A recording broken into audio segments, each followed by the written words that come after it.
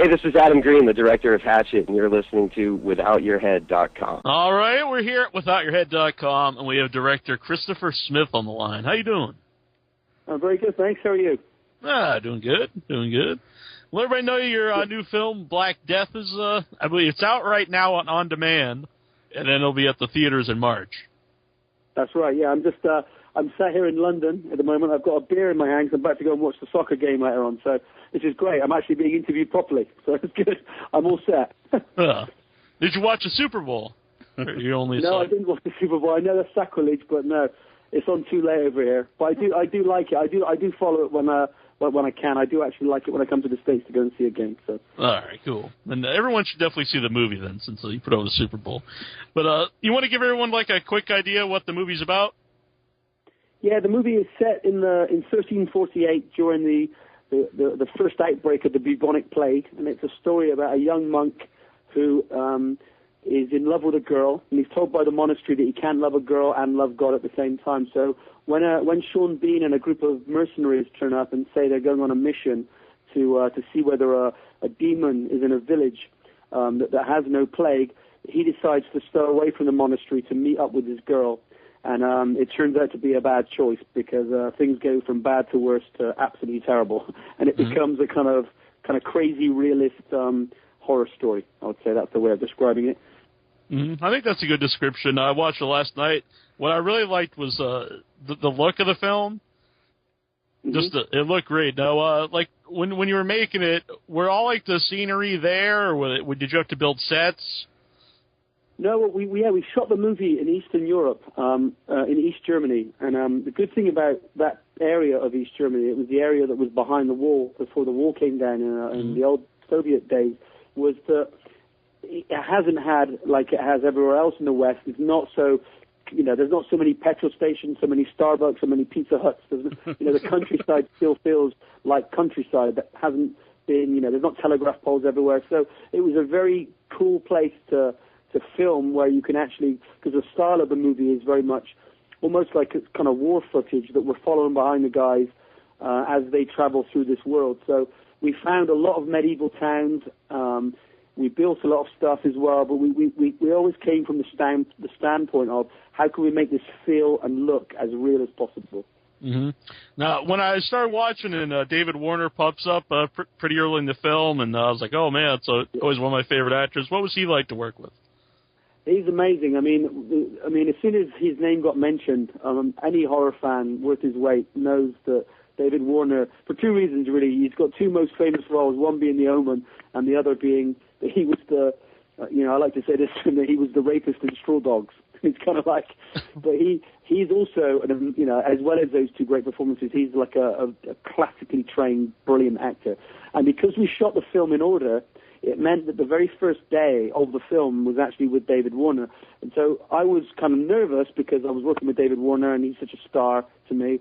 And you don't expect an actor that's kind of in his 60s to also be, because it's his first day on set, a little nervous. So the very first day we were both kind of faffing around each other a bit, him because it was his first day on set and me because I'm starstruck. And we got to lunchtime and it was like, guys, let's all just calm down and let's go and shoot this scene. And so, David was amazing. He's the sort of guy that can, when you work with him, he can do he's got such a brilliantly deep kind of performance that when you hear it live and you're watching it, it feels larger than life. But when you see it on the screen, it's absolutely brilliant. And I think certain actors can do that. Richard Harris is like that. Anthony Hopkins. When you see their performances, they're so brilliant. It's kind of hard to watch not through a camera lens. If you watch it through the lens, it looks great. If you watch it in real life, it's kind of like, wow, that just seems so bizarre the way he's doing that. So it was awesome. I'm going to try and write something else for him so I can do something else with him. Yeah. I just want to throw out there, actually one of my favorite roles of his is in Time After Time. Absolutely, yeah. Well, he's also been in, as well as, what was the Peckinpah film? He's in a Peckinpah comedy. I can't remember. Is that what was Time After Time? Is that one? Time After Time's the one where he's Jack the Ripper, and they go into the future. Mm-hmm. Oh no, I'm thinking. I thought I hadn't seen that. I thought you were on about No, there's a film, I don't know, I can't remember the title of it, he made with Peckinpah, and I haven't seen that. Time After Time, that sounds really cool. Yeah, it sounds kind of bizarre, but definitely check it out. Him and Malcolm McDowell. It's pretty awesome cast. Okay. Yeah. John, did you have a question? Yeah, Troy, our co-host, he couldn't be here with us, but he wanted to know what it was like working with Sean Bean. Well, again, Sean is kind of like over here. He's a star anyway, but over here we see a lot more of him because he does a lot of really good TV stuff as well as all his film stuff. So for me, when I met Sean, it was like I'm working with the most famous kind of guy in England that everyone kind of knows because he's a kind of working class lad. Everyone feels they know him because he doesn't feel aloof. He feels like he's one of the boys. So when we're not filming, Sean is such a sweet guy, but he's getting people coming up to him all the time. So it was a kind of strange one that, again, on the first day I worked with Sean, he's such a good technical actor that, he does his first take, and I think the first scene we shot was the scene when he's talking to David Warner when he comes to talk about the mission. And he does this whole take, the whole scene, he does it in one long take. And it was brilliant. And then he says, how was that, Chris? And I said, it was really good. It was great. He said, should I try it a bit quicker? And I said, okay, try it a bit quicker.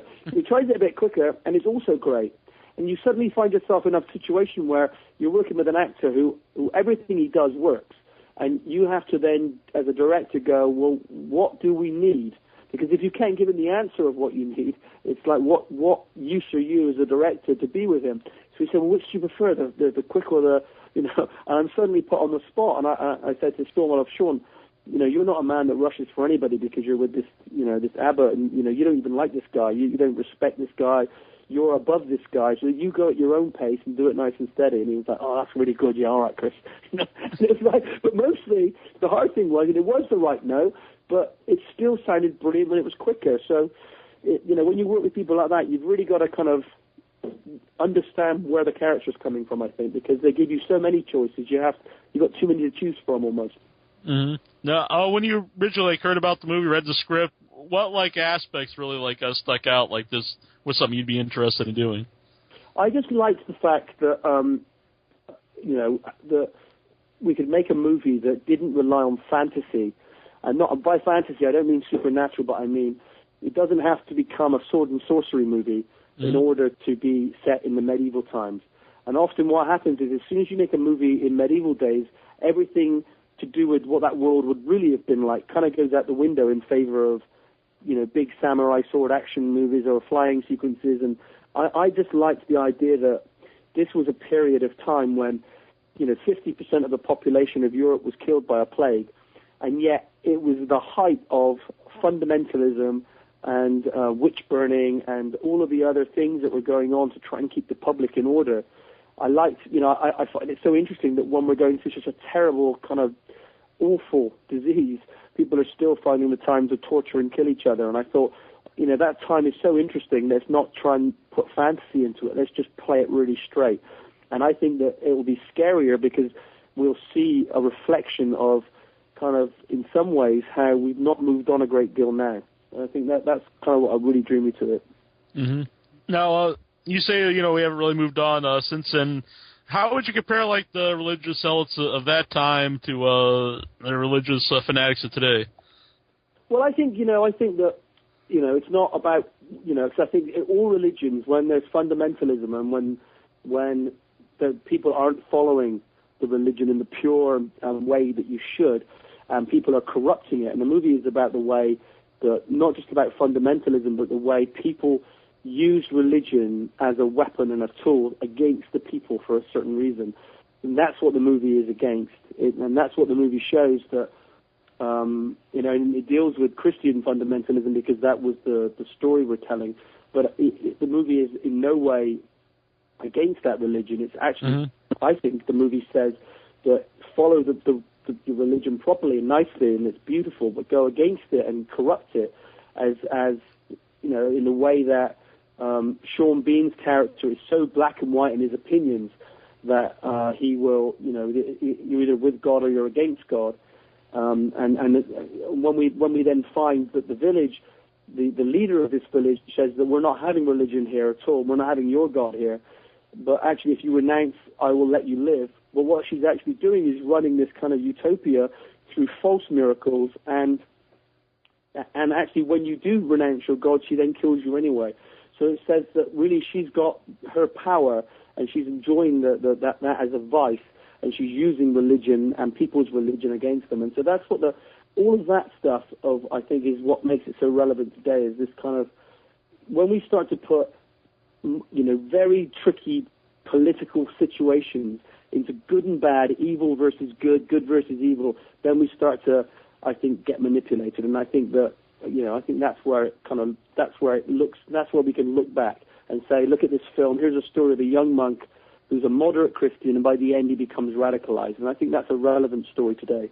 Mm-hmm. I thought that was one of the best parts of the movie, because sometimes a movie will just attack religion or make fun of it, but that's not what you did in this movie.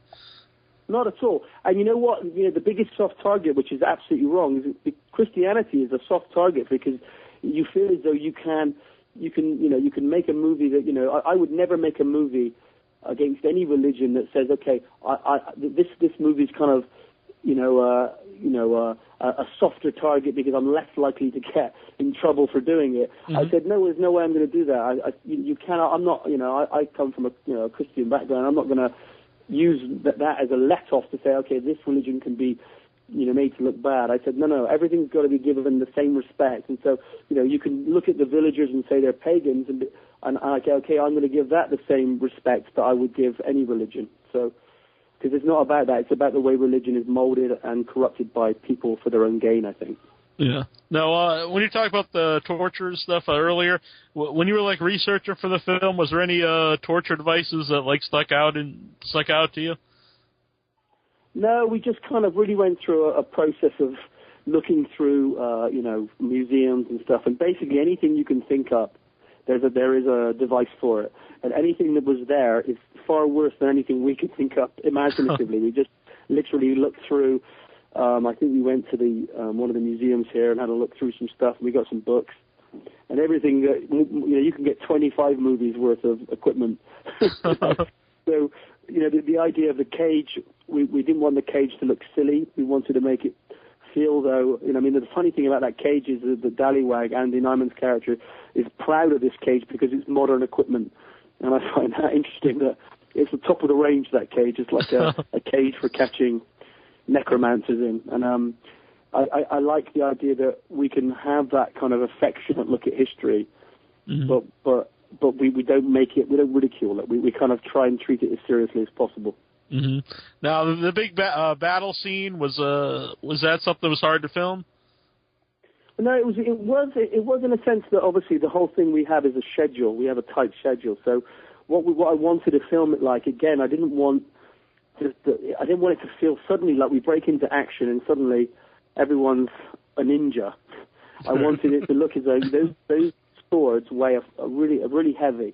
And the way sword fights would be in those days is brutal, close contact, heavy, and so we approached it in a very naturalistic way of what would a fight sequence look like, and then what would it sound like, because I remember getting the first pass of the sound mix back from the sound designer, and it had kind of swishing sound, all kind of. And I said, look, take all of that out. And he didn't believe me when I said, no, I want it all out. I just want it to be what I want. You can hear a grunt of a guy as he's strange. You can hear the swords clanging against each other. But take out all of this whistling sound stuff, because that's not what it sounds like.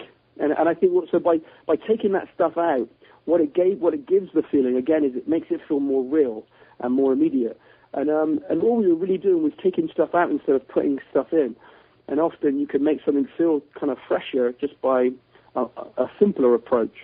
Mm-hmm. It was difficult in the sense of the time we had to do it in, but we rehearsed it a lot before we got there. Mm-hmm. The battle scene was great. Actually, I really enjoyed the whole movie. And let everybody know again, March 11th will be in the theaters, but right now you can get it on video on demand. And what's your opinion on demand? Do you think that's good for independent filmmakers? I think it's brilliant for independent filmmakers, because trying to get a movie, on a big kind of, your big kind of studio release in the States, if you haven't got studio money in it, it's really, really near on impossible. You can name the kind of horror movies on one hand that have done it.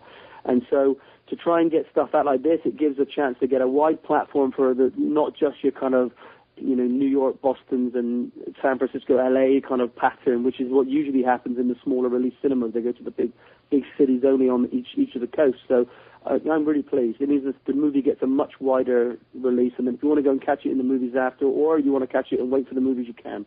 So I'm really pleased. Yeah. Well, thanks for taking some time with us today. No, thank you very much for having me on. It's lovely to speak to you guys.